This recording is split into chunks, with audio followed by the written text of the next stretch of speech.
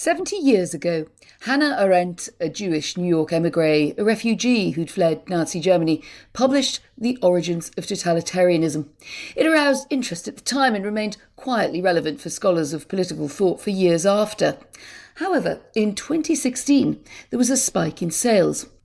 It was suggested that the peddlers of political misinformation or fake news and the strongman leaders she wrote about were starting to re-emerge across the world.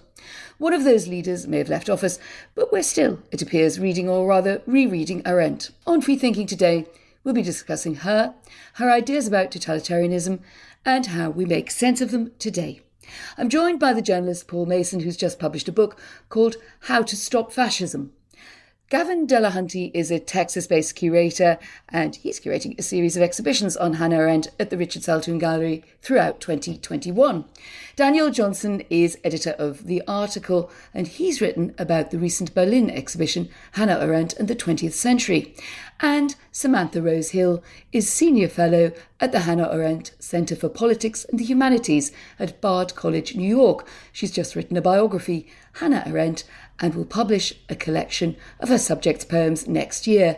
Samantha, Hannah Arendt's poems, not what she's best known for, I would say, but I'm already intrigued, so why don't you get us underway by reading one for us? So this poem is from winter 1923-24, and it's titled Dream. Floating feet in lofty splendor, I myself I'm dancing to, freed from the burdens, into the dark, into the void, crowded rooms of yesteryear, paced expanses, lost loneliness, beginning to dance, to dance. I myself, I'm dancing to, ironically foolish. I have forgotten nothing. I know the emptiness. I know the burden. I dance in ironic splendor. In ironic splendor. Actually, I didn't know that Arendt had written a poem about dancing at all. Give us the context, if you could. So you've already at least got me, the presenter, off to a surprised start in this discussion. Tell us a bit more about the poem and what it might tell us about her. Sure, I think it's a rather revealing poem, actually, about who Hannah Arendt was, or at least her own self-understanding. Just for a bit of context, most readers of Arendt don't know that she wrote poems, and she wrote 74 in total, from 1924 to 1963, and there's a gap space during the interwar years. The poem that I just read to you, among some of the first 23 poems that were written primarily while she was studying with Martin Heidegger, and several were enclosed in her early love letters to him. But this is one of the poems we have from her where she's engaging in a kind of act of self-reflection. And I think we sense Arendt's own understanding of herself as an outsider, a pariah, other.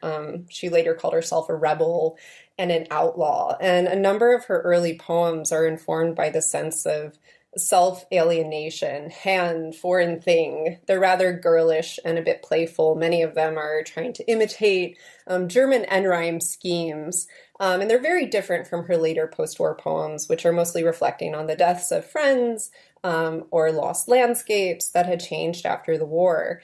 I think the other thing that we get from this poem is Arendt's immense sense of irony. She was an incredibly ironic writer. She had an incredible ironic sense of humor. And her irony is really, I'll say, what got her into trouble later in life on a number of occasions, but especially when she was writing about the trial of Adolf Eichmann. We're certainly going to be coming to that in just a while. I'm interested from the rest of you what your response is to that early poem of Hannah Arendt. Is it the Hannah Arendt that you think you know? Daniel Johnson. Well, it's definitely the Hannah Arendt who knew Heidegger. She mentions loneliness. That relationship, in my opinion, was an abusive one. Heidegger was old enough to be her father and was a married man. And he exercised a kind of coercive control over Hannah Arendt, including even after the war when they reconnected. And she never lost her sort of reverence for him, but she distanced herself. She broke off the affair suddenly and without warning. She knew that if she talked to Heidegger, he might talk her out of it. So I think that's part of the context. Heidegger was arguably the most influential and important German philosopher of the 20th century, the father, if not the dominant figure of existentialism, and unfortunately also the man who tried to become what he called the Führer of the German universities. So he completely compromised himself by supporting Hitler. And although he later distanced himself from the Nazis after the war, he never repudiated them and he never apologized. And it's become clear in recent years from unpublished writings that he was deeply anti-Semitic. Gavin. And I wonder if in response to your question, is it the Arendt that we know? It feels close to the Arendt I know, for sure, in that Amor Mundi, of course, or Love of the World was discovered that it was intended to be the title of her 1958 book, The Human Condition. And of course, Amor Mundi, it was the title of Rossetti's celebrated poem. And so for me, already making that neat link between Rossetti's 19th century poem and then the potential for Arendt to use that for the human condition speaks to a poetry that I have found deep inside of her work as we've worked on these exhibitions in London. And Paul Mason, last but not least, you have been looking at Arendt in the context of totalitarianism, where her ideas fit and the way we understood it in her time and might also today. What about the more poetic side of her personality and her work? Were you familiar? Yes, and certainly throughout the philosophical writing, it is literary, it is elegiac, sometimes it cuts through, it has great literary value. But no, I wasn't really aware of that kind of interior self-reflective Arendt. And it's just a reminder that in the biographies of everyone who experienced Nazism and the Holocaust, that event cuts across and almost fuses their private lives, their history, their genealogy with what happened between 1933 and 1945. Wherever you start from, the most sort of interior monologue, Heideggerian, sort of existentialism, you end up fighting fascism. Samantha, those striking images in the poem, what do they tell us about Arendt's early years and the influence of that and where she lived and how she lived on what she would come to write later? She was born in 1906 in Linden, Hanover, Germany. Her father, Paul Arendt, died from syphilis when she was 7 years old. She was kicked out of school for being too rebellious by the time she was 15, went to Berlin on her own to finish her studies and pass her exams to enter German university. She was always a bit of a loner. And I think that we see that in this poem here. Throughout the course of her life, there was a strong tension between her desire to be on stage, her awareness that she was different from others, which later in her life she connected more to her Jewish identity. And at the same time, her intense need for privacy and to be alone. I'll just add a note on this poem. Arendt's word for loneliness is not quite the same as our English term for loneliness. And of course, loneliness comes back in the 1958 republication of the Origins of Totalitarianism in the final pages as the underlying current of all totalitarian movements. And loneliness for Arendt is very much that Nietzschean word Verlassenheit, which is more a sense of abandonness. And so I think that gives us a different kind of sense impression of the alienation that she's wrestling with from a young age. And do we think that relationship with Heidegger, which was obviously very influential in her thinking, he's then referred to, I think we just heard a mention of it, as the Nazi philosopher. It becomes the reputation he can't and shouldn't shake off. How does she deal with that? It feels like a massive rift and paradox in her emotional and philosophical life. Absolutely. And to respond a little bit to what I think Daniel was saying as well, Arendt broke with Heidegger in 1933 when she became aware of his Nazi activities, and she didn't speak to him again until February of 1950 when she returned to Germany and they reunited and reconciled. Arendt, from her correspondence, we see her wrestling with Heidegger's Nazism. In her correspondence with Jaspers, she says he's basically guilty of murder. In her correspondence with her husband, she's not sure whether or not she wants to see him. In her correspondence with her girlfriend, she's a little more, uncertain. And I think Jerome Cohn, Arendt's literary executor, once said to me, and it's a nice image that I think helps get to it. And I don't know if it's true or not, but on her desk at 370 Riverside Drive, in one corner she had a picture of Martin Heidegger, and in the other she had a picture of her second husband, Heinrich Blücher. And I think, the ineluctable fact remains that Hannah Arendt loved Martin Heidegger. He was in many ways a great love of her life. Now, I don't agree with Daniel that she was abused by him or manipulated in any way. She was many things, but she was never naive. And throughout her correspondence, we see her actually discussing the dynamics of her relationship with Heidegger in detail that testify to that. I understand there's a desire to perhaps wrestle with the fact that he was her professor and he was married. But I don't think we're doing anyone any favors or furthering our understanding of Arendt by trying to take away her sexual agency posthumously. Well, I think I'm going to let you two feel free to disagree about that. But I would like to ask, just to move us on perhaps a bit into her thought as well as the life. But Paul, Hannah Arendt takes a different turn to many German philosophers in what has recognisably become something of a German thought tradition. Was that predictable? Do you see her as someone who is reacting against as well as trying to follow the flow, the meaning, the significance of the times she's in? I mean, I see her as a philosopher in the German tradition, but which she thought had ended with Hegel and Marx.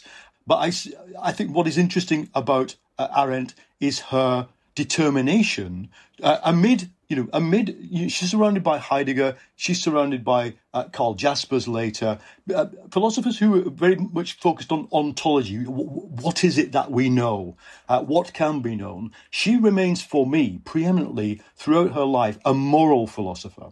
And I think that's the interesting thing, that from you could almost read it back into that poem. You could certainly read it back into her life during the rise of Nazism. She never lets go of the need for a moral philosophical response to the time she's in. And I think that's what comes into its own with the book we're going to talk about, Origins of Totalitarianism. But I think it does mark her sort of discovery of her own Jewishness as well in the 30s, when she's writing the biography of Rahel Varnhagen, and when she's engaged with the early what would become the Israeli state.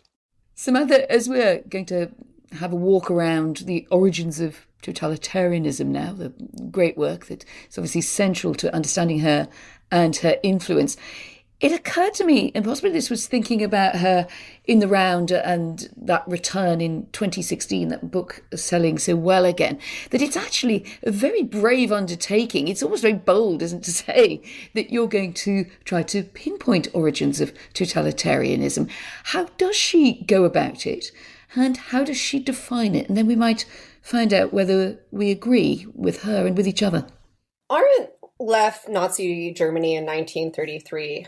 She fled the day after she was released by the Gestapo. She had been held for about 8.5 days for conducting what was called horror propaganda at the time, collecting anti-Semitic statements at the Prussian State Library. And she was stateless for the next 18 years. She went to Paris, and she spent about 8 years working with various Zionist organizations, primarily helping youth emigrate to Palestine. Now, I say this because in 1933, in February, Arendt broke with the tradition of Western German philosophy. And she argued that, in fact, the tradition of Western philosophy from Plato had broken with the phenomenal appearance of totalitarianism in the 20th century. As it happens, Plato's old axiom that it is better to suffer harm than do harm was reversed. The law mandated murder, And the moral philosophers who were supposed to be able to give us something to hold on to in our thinking for how to act ethically in these kinds of circumstances failed. They were no better prepared than anybody else had been, and she was horrified watching her friends and colleagues go along with the Nazification of German political, educational, and cultural institutions. And so she arrives in the United States in May of 1941. She works as a housekeeper. She takes jobs editing. She becomes a journalist for a German weekly, all while she's starting to research and write her first major work, The Origins of Totalitarianism. So The Origins of Totalitarianism was published in 1951, initially the same year that she received American citizenship. And as you said, Anne, it's an epic work. It sets out to provide a political framework for understanding the appearance of totalitarianism in the 20th century and its consequences. So it's nearly 600 pages, and it's really divided into three sections: anti-Semitism, imperialism, and totalitarianism. And I want to say that it's very much not a work of history. Which is something I always tell my students when they pick it up to read it, because what she's doing formally cannot be separated from the content of what she's writing. She's writing to destroy the idea of totalitarianism itself by looking at the elements that had crystallized in the appearance of totalitarianism, because she didn't want to write a linear historical narrative to somehow argue that the Holocaust was historically determined to happen, and instead she wanted to break apart those elements, which were varied. So, Paul, tell us what you make of her account of totalitarianism. What do you feel we need to understand to grasp it? And then I'll come to Daniel. I'll be interested in whether you pick out the same things or whether you select different ones. Well, as a theory of totalitarianism, a lot of its weaknesses revolve around that word that Samantha used, crystallization. Crystallization doesn't tell you how or why things happen. And I don't think Arendt is trying to do exactly that. But for me, the work contains three profound insights. First of all, the fundamental similarity between Nazism and Stalinist Russia. This was already observed by the left in the 1930s. It was a left-wing theory, indeed, that a new form of society, bureaucratic collectivism, had emerged. Arendt carries that into the post-war era. I think that's the first achievement. The second is this brilliant phrase she uses to describe what Nazism was: the temporary alliance of the elite and the mob, created in the process of doing imperialism to other countries. And then the third thing is the concept of radical evil, which I think is the hinge point of, I think in retrospect, is the hinge point of 20th century moral philosophy, the revival of the idea that there are evils beyond those imagined by either Christianity or secular liberalism, or indeed Marxism. Daniel. Well, slightly to my surprise, I think I agree with everything that Paul has said. Paul and I come from slightly different parts of the political spectrum, but I totally agree with him that Arendt's insight into radical evil is absolutely central to this book, and it has indeed spawned a great many more ideas with other thinkers since. However, I would want to bring in at that point the phrase with which she's even better known or associated, which is the banality of evil. This is the phrase she came up with in her report, as she called it, Eichmann in Jerusalem, on the trial of Adolf Eichmann, one of the main architects of the Holocaust. Now, evil can be both radical and banal, but I much prefer the radical evil analysis than the banality one. I think that to try and trivialize, if you like, the personalities of the Nazi leaders by calling it banal was not only, of course, very offensive to the victims, but was just wrong. You know, there was actually nothing terribly banal about the people who carried it out. But what is true is that radical evil is much more than a simple moral category. You know, the phrase actually goes back to Kant, but beyond that to the Judeo-Christian tradition. And what I think it signifies is an evil that is almost beyond comprehension, something that cannot really be rationalized. And one of the best things about Origins of Totalitarianism is that Arendt doesn't try to explain it away. She tries to instead convey how unbelievably unexpected, surprising, horrifying, and destructive it is. So much so that even the cleverest people in Germany and Russia were swept away by it. People like Heidegger or people like the victims in Stalin's terror trials who, signed up to their own execution in many cases. The interpretation is so important, though, and Daniel, and you're absolutely right in terms of the banality of evil. And in fact, chapter 7 of Between Past and Future, which is titled Truth in Politics, is a direct response by Arendt to the controversy around Eichmann, the Eichmann texts.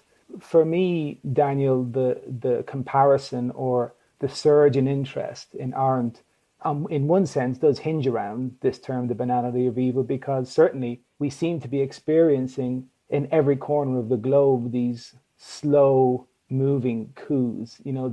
Before we know it, some darkness that creeps up and that envelops us before we've had a chance to tackle it. And to me, that is how I understand this banality of evil. I agree with that, actually. I should have a view. I suppose I should be splendidly impartial on this. But I wondered whether, if we over-interrogate what she meant by it, we miss that insidiousness that I think you might be pointing us at there, which is that evil, however radical to take that sort of idea that Daniel was foregrounding, doesn't always arrive with a klaxon. Is that part of what she means?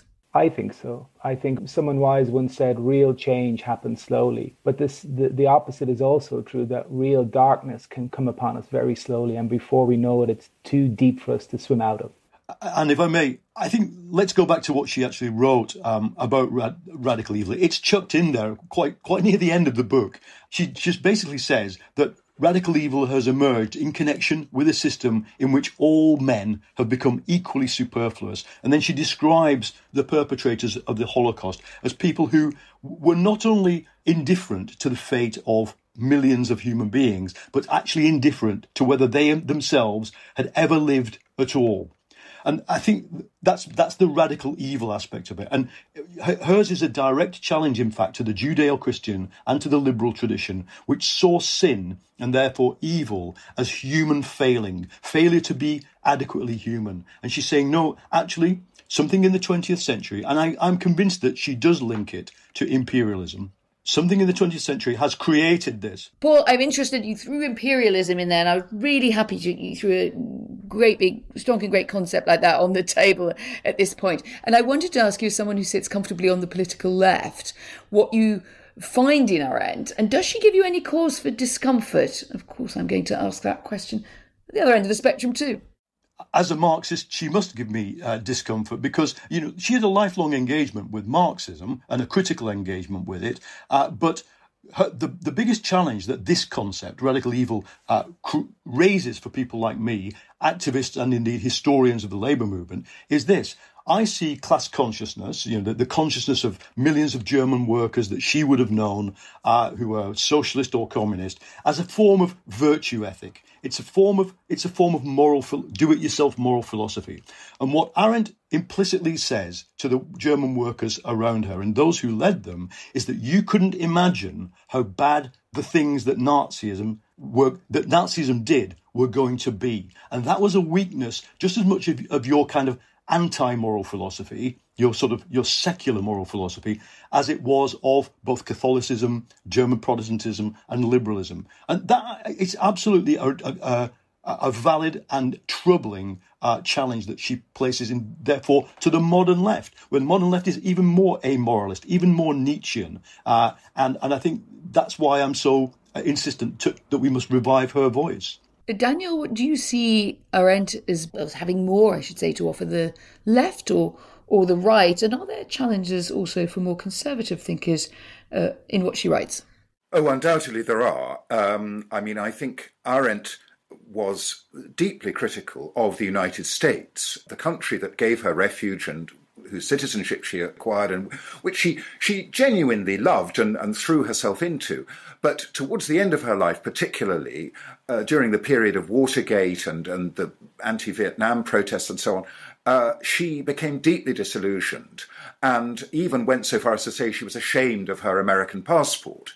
Now, I think she went way over the top on that. She was far too pessimistic about what she thought might happen to the United States, that it was on the path perhaps to some form of totalitarian or at least authoritarian takeover by the right.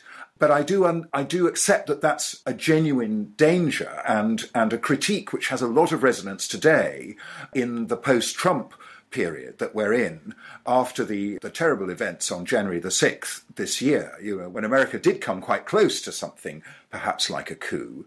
And so I think Arendt's critique of America, even though from a conservative point of view it was extreme, is nonetheless very well worth discussing. I'm almost tempted to throw in, is there any hope in what she's presenting us with? That it's not only a kind of recursive argument about the roots of evil, Samantha. Well, Arendt rejects hope. She says at the end of Origins that totalitarian solutions, and I think we can hear that as ideological movements, perhaps the right-wing populist movements that we're witnessing today would be a new expression of that, although certainly different in the 21st century. But the idea that totalitarian solutions may well survive the fall of totalitarian regimes in the form of strong temptations, which come up wherever it seems impossible to alleviate political, economic, and social suffering.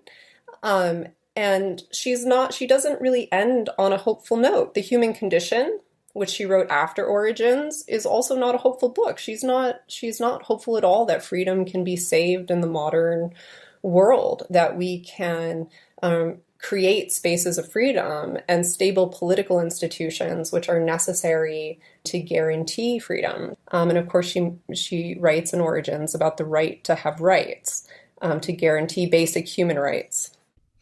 Paul, I suppose someone we should read more perhaps with an eye to the time that she's in, or someone who is pointing us forward. I think you said at one point it's vitally important to rediscover her, as if you felt that she had some purpose outside studying a great figure of her own time. Oh, absolutely, I do. I think there are aspects of the origins of totalitarianism that are more relevant now to the challenge we face than they were, for example, to mid-1920s Italy.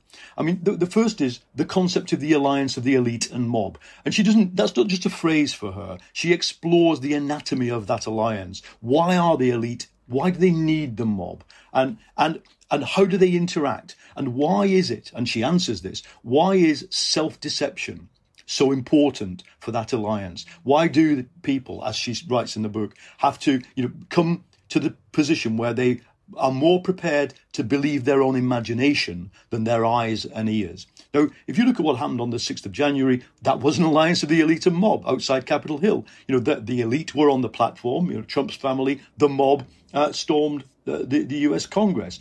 And then if you complete the sentence, she says, the elite and the mob, searching for access to history at the price of destruction.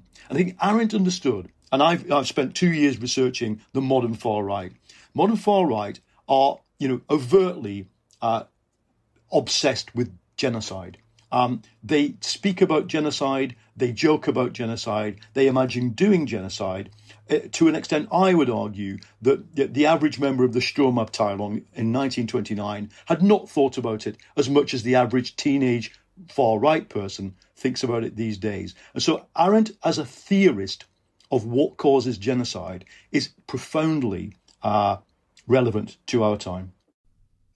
On BBC Radio 3, BBC Sounds, and as the BBC Arts and Ideas podcast, you're listening to Free Thinking. I'm Anne McElvoy, and today we're talking about Hannah Arendt, 70 years after the publication of The Origins of Totalitarianism. If you'd like to hear more on the themes of freedom and totalitarianism, you'll find a lot more to listen to in our archives, including my conversation with Susan Nyman, Christopher Hampton and Ursula Owen about tolerance, censorship and free speech and some lessons from German history. You can also find an exploration of surveillance and propaganda in Orwell's 1984, featuring Peter Pomerantsev and Dorian Lynskey. All of those episodes are available to download as Arts and Ideas podcasts. In a moment, I want to talk to Gavin in more detail about artistic responses to Hannah Arendt. But if you're interested in theatrical responses to totalitarianism, you'll be interested in a new play that's on at the Old Vic Theatre in London. It's called Camp Siegfried. It's based on real events and explores the allure of Nazi ideology to a group of American teenagers. Some echoes there in what we were just talking about. Now, Gavin, if I could turn back to you, because you were invited by the Richard Saltoun Gallery in London to deliver a series of exhibitions during the course of this year, all responding to Hannah Arendt. What is it that you think the artists you've worked with have been particularly drawn to, really in all of her writing, as well as the Origins of Totalitarianism, which we've been talking about? Arendt famously said any discussion of culture must somehow take as its starting point the phenomena of art. And to any artist, that's pretty enticing. And art's durability and its position in what she described as public space has always garnered the attention of artists. And we are 5 now, I believe, shows into a 12-month program of exhibitions and virtual talks dedicated to Between Past and Future. And the simple plan was to realize each chapter of Between Past and Future as an exhibition. And the upcoming show is called The Crisis in Culture. In fact, that was one of 2 essays that was added to Between Past and Future in 1968. And in that particular essay, Arendt says, modern art will probably remain the greatest achievement of our age. And we shared that with 3 artists, Renata Bertelmann, Annette Messanger, and Pamela Rosenkrantz. And we introduced this idea of the essay and Arendt's consideration of the social and political implications of what she understood as the crisis in culture, which I would say is it's culture being consumed at a rate beyond our wildest nightmare. And each of those artists responded in turn with 3 unique installations of sculptures, of works on paper for the exhibition. And it's been a tremendous experience. Pamela Rose, and I'll walk you through the exhibition as you come in the front door. You'll first be met by a 5-part sculpture by Pamela Rosenkrantz, which is titled Pour Yourself. And of course, the title even in itself functions as a catchy advertising slogan that would promoting water. And they are Evian bottles in Perspex hoods, protected like you would find them in a museum. But the material, the crystal clear water that you normally find inside these ubiquitous bottles has been replaced with a murky silicone flesh-toned liquid. And they are incredibly unnerving and disturbing in some ways to look at. And what Rosenkrantz is telling us is she's flagging the huge power of the bottled water industry, and that was in particularly the catalyst for that was the development of these PET bottles, this particular type of plastic bottle. Arendt cared about art, but she was also deeply concerned about mass consumption and the decline of culture. That might be a very good example that you've just led us to there, Gavin. But does she feel at times more of an elitist than a democrat? Someone who thinks that the messy process of democracy and where the free market leads is a bit of a mess, but that it perhaps there's a side of an elitism that finds it all a bit distasteful. Well, you certainly could, on my first blush reading of The Crisis in Culture, you certainly could interpret it as a conservative understanding about how art has developed in the 20th and 21st century in terms of how it's distributed and consumed. But again, back to nuance and texture and the importance of deep reading of Arendt. I think once you get beyond some of those initial one-liners that make you raise an eyebrow, if you dig into the text, it's much richer than those first blush passes. And to me, you're almost drilling into the core, Daniel, in some way, because it's her ability to correct and amend and to change, to pivot and to change her point of view while having this remarkable consistency and uncanny ability to sense and feel the darkness coming. How do you feel about that, Paul? I mean, I know you drew our attention to a comparison that's often made these days about that alliance between the elite and the mob, but sometimes that can itself feel a bit like an elite way of looking at what is happening, or a disobliging way, perhaps, of describing something which may just be a phenomenon that is happening in the society for other reasons. I mean, do you think that there's an element of elitism in Arendt herself?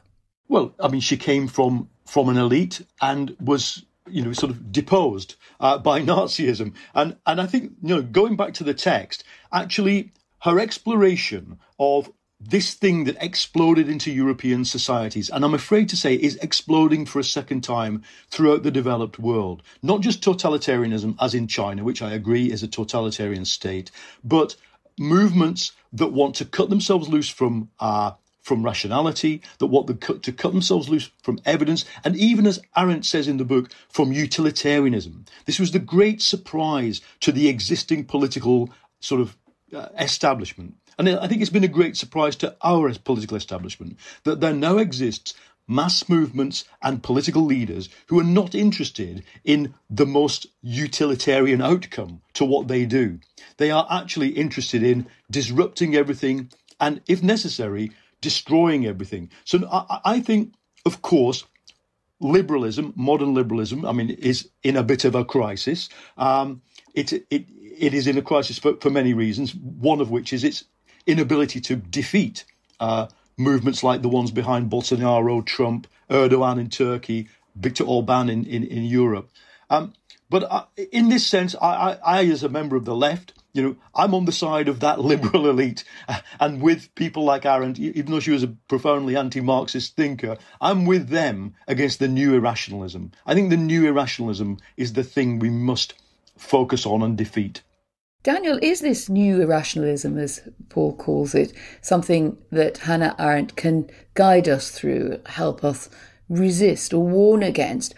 Or are we a bit in danger of taking someone who is particularly significant and has an allure? She's female at a time when a lot of the dominant thinkers were male. She has an interesting and a very fascinating way of putting concepts together, and just thinking, well, kind of she'll do, she'll help us out now. Are we being perhaps a little over-hopeful about that?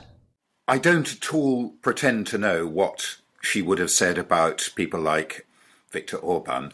I honestly think that I don't quite agree with Paul about that. I'm not sure she has anything very helpful to say, but I do think, it's important to be critical of her. For example, she was extremely critical of the state of Israel.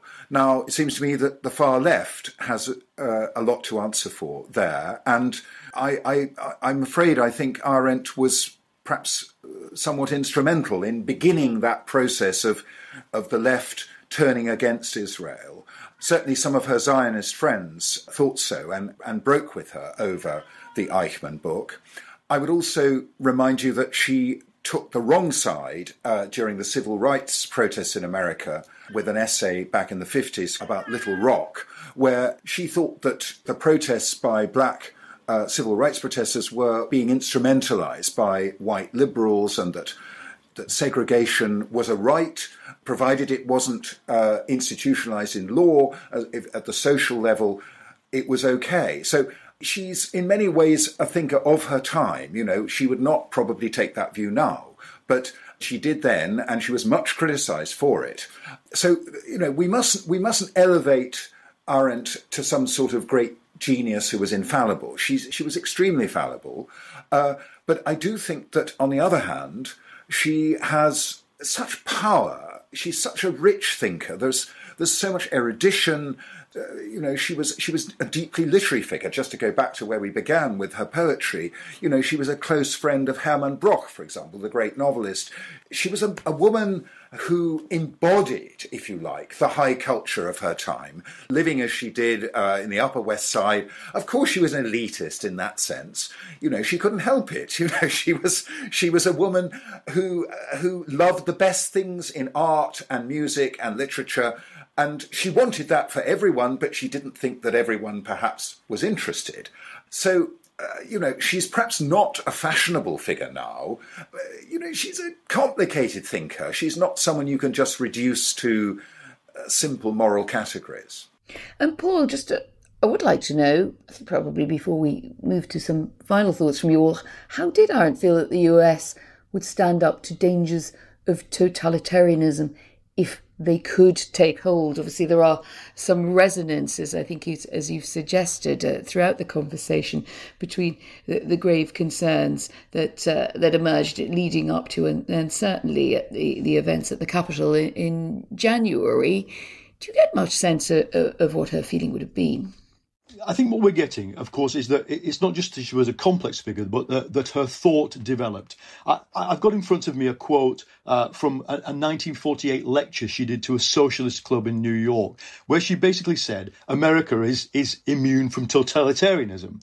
It's the only political body based on the great 18th century revolutions that has survived 150 years of industrialization, despite the strong, ugly racial prejudices, she says. And I think she'd look at today, and I mean, I can only say this in a conjectural way.